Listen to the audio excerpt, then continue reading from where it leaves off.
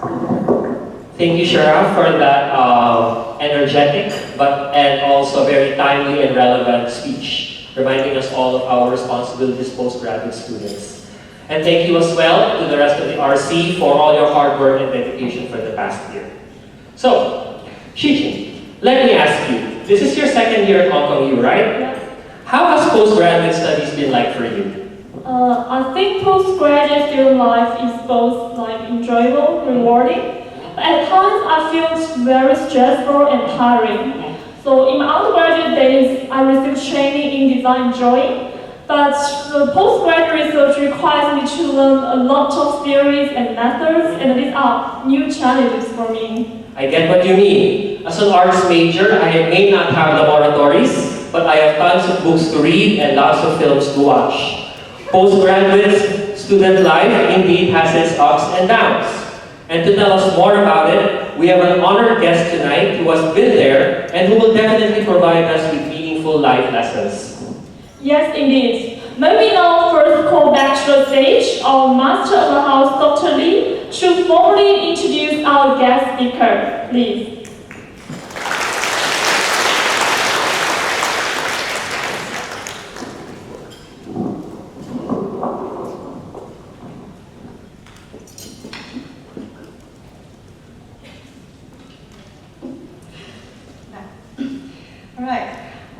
It's a privilege to have Professor Andy Hoare as our guest of honor tonight. Professor Hoare is the Vice President and Pro-Vice Chancellor for Research and Chair Professor of Metallic Chemistry and Materials in the University of Hong Kong. He also serves as a board member of the university's business arm, Versitech Limited. His portfolio covers research, innovation, entrepreneurship, and knowledge exchange of the university. He also directs the Hong Kong U Zhejiang Institute of Research and Innovation in Hangzhou and Shenzhen Institute of Research and Innovation in Shenzhen. Professor Hoare is a prominent scholar in the field of chemistry, as featured in this poster.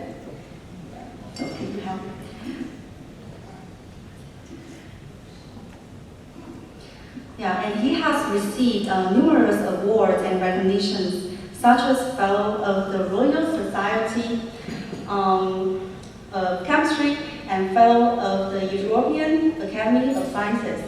If I were permitted to read out loud his full academic achievements, we would stay here overnight.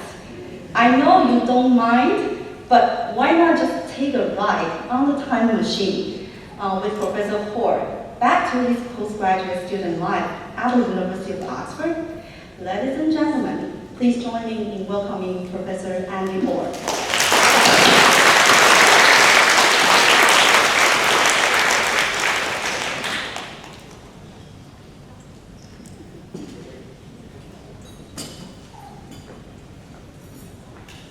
Thank you, Wei, for such a complimentary introductions and the MCs and everybody who have done so much to make this happen. Why am I here? I think it's because it's obvious, to me it's obvious, because I look after research in the university and we can't do research, forget about good research, we cannot do research without graduate students. So that's a matter of fact. And therefore, it is very important for me to hopefully take this opportunity to say a few words about to you and about what I experienced. Now, by the way, I was born in Hong Kong, in case you wonder where I was from. I was born here, I spent 20 years in Hong Kong, and before I left for UK, and I spent 3 years in Imperial College in London for my undergraduate. And I was very happy in London, very happy. And then one day I graduated, I moved to Oxford, and moved with hesitation because nobody wanted to leave London. But Oxford was too much of a temptation, so I joined Oxford. And 3.5 years later, I really wanted to stay in Oxford, but I had to move because I graduated. So therefore, I moved to, at that time, moved to United States and New Haven in Yale. So Yale is a very interesting place. I spent 1 year there. And then I like America at that time, I don't know why. Every place I live, I like it. So, but I had to go because I got a fantastic job in Singapore. And Singapore gave me a job that I just cannot refuse. I said cannot refuse. So it's on my desk. It's a young boy. Somebody give you a job as a lecturer on the desk. Of course, you move. And I went to Singapore, and I thought that I would one day leave and perhaps return to Hong Kong. But that never happened. And after that, I spent 30 years in Singapore and 33 years. But 3 years ago, I got a call and I came back to Hong Kong. Now, graduate students, I just want to have a few simple messages for you. Graduate students, actually, in my experience, whatever I'm telling you now is something that I have not told the public. And one day, some of these will appear in my autobiography, but I will put it to you first. First of all, Oxford was a reluctant choice because I was very fond of London. I moved. So the first lesson I hope you remember is that it is not a matter of whether you are comfortable with where you are. I think it is always important to remember that life is full of changes. So it's actually good to change along with it. And not only that, because if you accept that when you go through different stages of your life, you actually experience different things.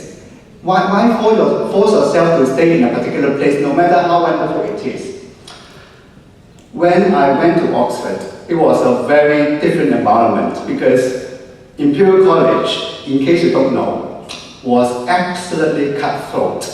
You know, you think that Hong Kong people work very hard, right? You thought so. You thought Hong Kong students were okay, but when you arrive in Imperial College, you'll be surprised. Everybody worked like a dog, and everybody is so clever. So I had 3 difficult years in Imperial College, but I survived. But Oxford, it was very different. Oxford is a very intellectual, intense atmosphere. On the surface, it looks very relaxing. It was wonderful, lying on the grass lawn and all this. But behind it, a lot of scholarship work was going on. So therefore, in Oxford, it becomes very clear from day one, you have 2 lives, first and foremost. One was life in your lab. Lab was really intense, and you really work like a dog. The other life is in the college. I was very happy to be in a college. I don't know whether you have stayed in a college before. One day you can, and I hope you will.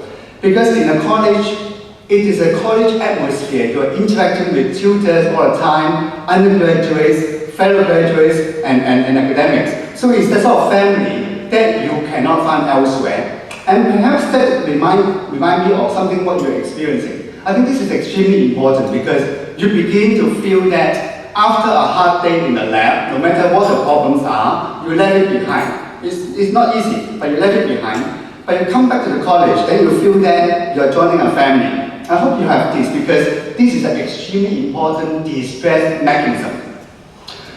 By the way, I had a very good thesis. I had no problem with my defense, but I should tell you that for the first 2 years, I actually got no result.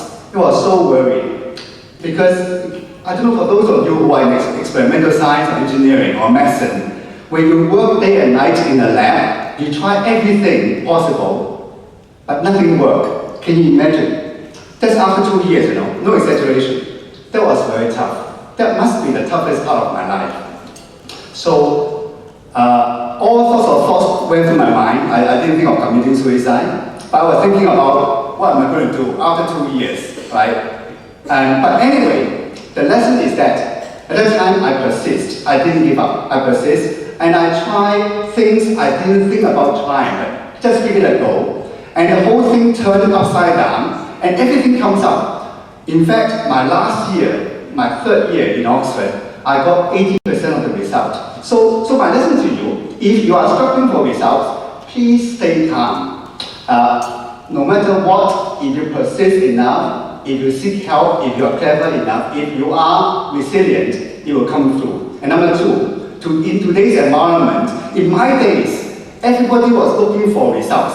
But in your time, I think people are beginning to be more mature, looking at the process, looking at your thinking process, and looking at how creative you are as well. So think about that. And the examiners I know now. I didn't know. When I was at your age, I thought that you have results, you are God. If you have no result, you're rubbish, you know. So that was so wrong. That was so wrong. And think about this, it's so immature, very immature. The second thing is that when I joined Oxford, I began to participate in many activities, and that opened my horizon completely. And you begin to realize that life is a lot more than just study and research. It's a lot more than that. And to the extent that, now I haven't told people, but I can tell you now. Second year, I became the president of the Oxford University Hong Kong Society. So that's quite amazing. I never thought I would become the Oxford University Hong Kong Society. I was the president. I was overwhelmed with responsibilities, but I interacted with people I could never imagine I would interact with. And today, some of these years later are my friends. I can tell you that the head of psychiatry in Hong Kong U, by coincidence, he's called Eric, and he was a friend of mine in Oxford. And there are many examples. I have a great philosopher friend who is now in Chinese U. I have a great lawyer who is now a top barrister in Hong Kong, etc., etc. So the message you heard earlier on is actually true. When you knew them, they were just little boy, little girl, and they were just playing around with you, and you would not imagine, you cannot imagine 30, 40 years later, they were leaders in a society. Okay, so that is something that I hope that you can bear it in mind. No more friends, and you never know what is going to happen 20, 30 years later. With the Oxford University life, and I begin to realize that actually there's a lot more opening now. And after that, one day, because I was in the University Association, and one day, this university I never heard of, called National University of Singapore, it was setting up a new campus. I never heard of it. I thought Singapore was Malaysia anyway, so silly. But it came looking for potential candidates, so I just applied. And they didn't reply me, so that's why I left for Yale. But when half a year in Yale, and they sent me a letter, please invite you for interview, I was so surprised, so surprised. And this is one reason. After 2 interviews, one in Washington and the other in another state, they gave me an offer. But there's something that I want to tell you. When you are young, prepare to try everything. But don't fix your mind on something that you must do, although from time to time we have our own preferences. But I think be ready to accept the surprises and something that will come. And always believe in yourself. Because I said that because I know many students nowadays, I think their problem, maybe your problem as well, you just don't have enough belief in yourself. And also, when you want something, I'm sorry that I speak like old man, right? When you want something, you must get it. If you don't get it, the whole world is your enemy. I think this is wrong. It's completely wrong. You know, you create something, whatever you have, you create a good meal out of that. This is what I mean by resourceful. And when you create something out of nothing, your joy will be something you can never imagine. So as a graduate student, I hope you be more resourceful, be more open, and prepare to venture into something else that you never tried before. Now, as far as your career is concerned, now how I decided to be an academic, I actually didn't think about that until my 3rd year last year. And then I was doing chemistry. And then, you know, Hong Kong at that time, everybody said that Hong Kong, forget about chemistry. There's no pharmaceutical companies, there's no manufacturing companies, there's no oil, there's nothing. There's no semiconductors. So as a chemist, you can do nothing except teaching. I think nothing wrong with teaching, but I think they were completely wrong, thinking that you must learn something and do something. But at the end, I care less because I just like chemistry, right? And then after that, you begin to be very interested in a subject. And people thought that I was always interested in chemistry. No. I was actually very interested in geography. In school, I was excited by economics. My economics was top in the class. My chemistry was no way. So, yeah, you know, my English was poor, but I like English. But you see, that's a problem because people always think that you do something must be something. But my message to you, no, do what you like. It always turns out well because after a while, I begin to experience research. I like it, and therefore the job will come. So in this world, in your life, I'm pretty sure that the future is very uncertain and you will change many jobs. But I wouldn't worry too much about it, as long as you are prepared for the changes and you really do what you want to do, and you're prepared to move into an uncomfortable zone, because this is where a lot of the leaders are being produced. Now today, some people ask me, why do I become a VP? And I don't know. When I went to the National University of Singapore, my first job was teaching. And people think that teaching is very boring. No, they were completely wrong. Teaching was so fun. I don't know why people refuse teaching and try to shy away from teaching. Teaching is so fun because you go into a class, the students knew very little, but after you come out from the class, they were so appreciative. And they begin to see something that they never see before, and it's a tremendous joy. Number two, interaction with students is not just in the classroom, but also in the canteen, in the hall, in events like this. So I think a teacher actually gives you a completely different dimension that you could not see elsewhere. Number two, when you are professors, academics, you also have a research responsibility. Now research is actually a fun business. Research is like a hobby. Okay, research is allow you to test any ideas that you have last night, but nobody tells you what not to do, you see. And what to do, you do whatever you want as far as research is concerned. Do you know why the professors here are so happy? They want to stay in academics. Most of the professors I know, they want to stay in academics for life. You know why? Not because they are rich, in fact, they may not earn much, but because it is a very, very interesting endeavor. When you are able to create, when you are able to test your idea, when you are able to prove yourself right or wrong. So at the end, my advice to you, perhaps consider an academic career and consider research. And you never know where you will be, because there are many opportunities here. Now that's all I want to say, because I know I don't have much time, but I really want to send a message to all of you that I think your future is bright and you have a lot of opportunities, but you must take it. You must take it, because these are the entire world is open for you. Now, my last word perhaps, some people have that idea. When I am a first-class graduate, I must be very good. When you are third class, you are probably no good, you know. When I come out from Hong Kong U, you are very good. When you come out from University X, you are not so good. Now, please, never have this, because these are the worst attitude and thoughts you can give to yourself. At the end, I think you hurt yourself more than you hurt the others. And time will prove me right. Thank you very much.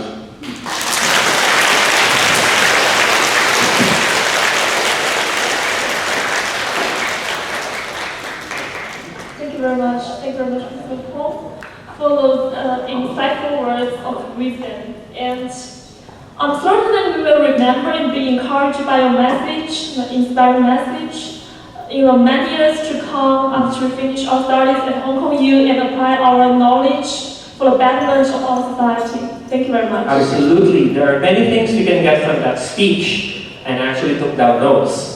Ladies and gentlemen, we are now offering an opportunity for some engagement. So we are now opening the floor for some questions for our honored guest. Are there any questions? Professor Hor, there's a microphone that I think is being passed around. Are there any questions?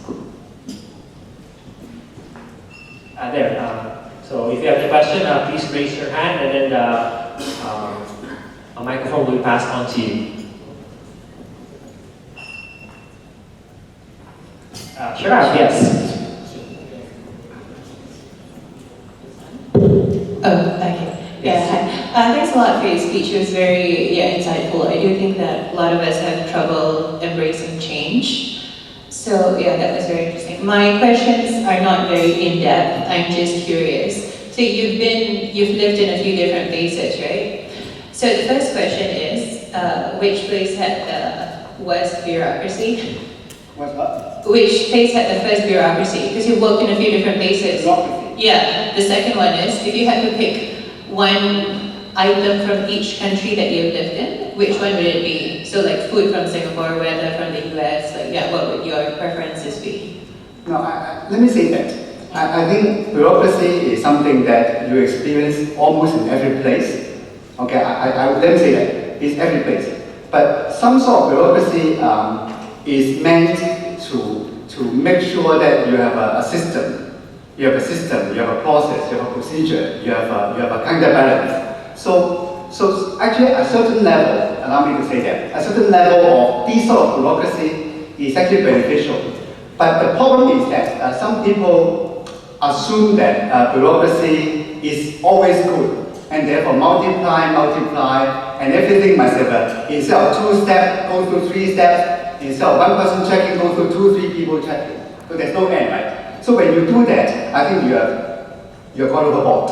Allow me to say that. But I do think that every place has that. Well, what about your preferences? Like, which would you pick from? What would you pick from each place that you've lived in? Like Hong Kong, the U.S., Oxford. Do you have a favorite item from each country that you've lived in? I tell you what, I honestly feel that every place, maybe I'm very adaptable. Let me start with maybe UK. I think UK, the good thing about UK is that there's a very good balance of life, work, and career. I think in general, it's a good balance. In America, it is a very good place to develop a certain skill set, a certain career track. And in a research track, for example. In Singapore, it is very well known for progress with some stability, steady progress with stability and prosperity. But in Hong Kong, I love Hong Kong. Hong Kong is a place that you must value the vibrancy. I think Hong Kong is, I don't know whether you realize it, Hong Kong is extremely vibrant and it's a very lively place. And if you live in here long enough, then you realize that this sort of vibrancy is almost unequal elsewhere. Yes, I agree. I'm actually from Singapore, and I think how I compare the two is that Singapore is a garden, and Hong Kong is a forest. It's incredibly wild, incredibly varied, and it's a different kind of beauty, I would say. Yeah. Okay, thanks a lot for your comment. Yeah. Thank you, Sharaf, for those very engaging questions and for providing a comparative dimension to postgraduate education in Hong Kong and Singapore and whatnot. I think we have time for one more question. Yes, over here.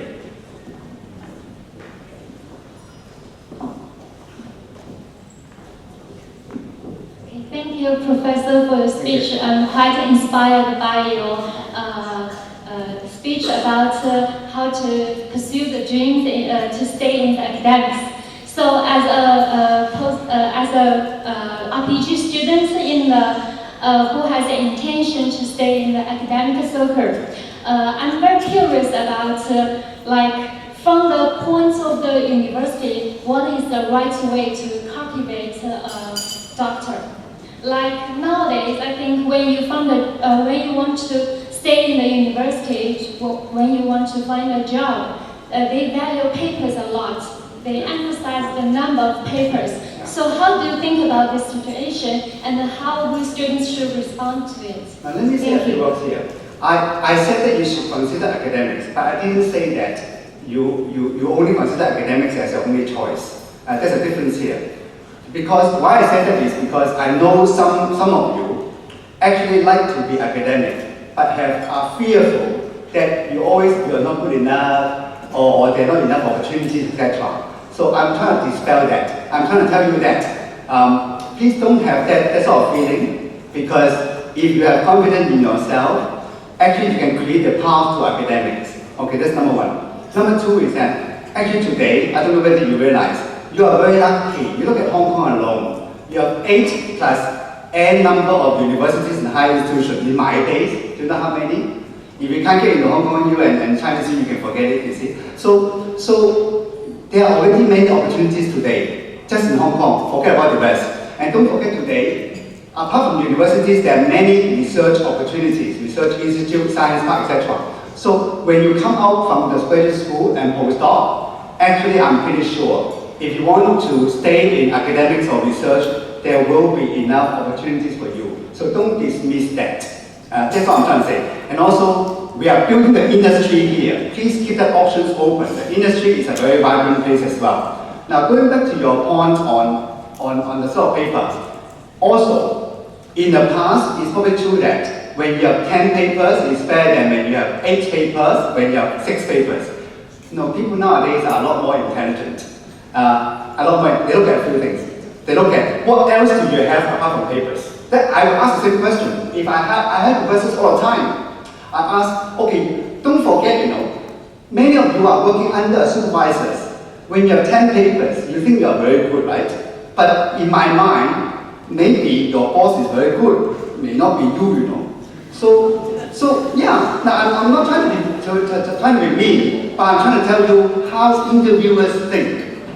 And it's important to think like this. So therefore, in the interview, your focus is not to tell people how many papers you have, but to tell people what is your contribution in that few papers. And very important. And number 2, I think nowadays it is true that the system is a lot more mature. People are a lot more clever in looking for quality and impact. Really, trust me. So therefore, the high number may not work so well. Okay, so just be careful. And number 3, nowadays there are a lot more innovative activities going on. I really encourage you to look beyond just publications. There's nothing wrong, but there are many opportunities when you are involved. Your potential employers will be very pleased. Particularly when you're looking for top jobs, when everybody is good, they will be looking for something special and something different. And that's what I will do as well. Thank you very much. Thank you, Dr. and thank you very much for your engaging questions. So maybe I'll ask Dr. Lee to come up on stage and present a token of appreciation to our honored guests. Please.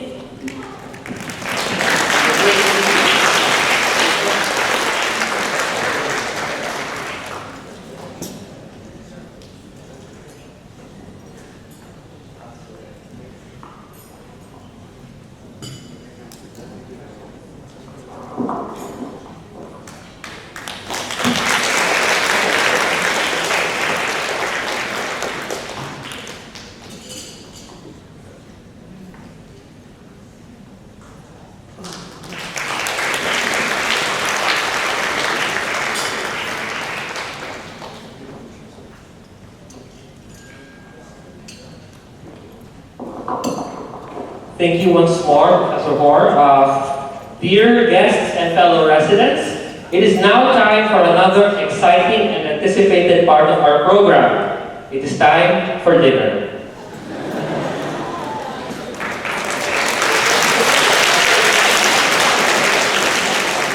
Applause for dinner. Our feast this year has been lovingly prepared by Joseph's Catering. So we have 2 options available, and we also have a vegetarian meal for those who indicated their preference. So please sit back, enjoy each other's company, and bond assets.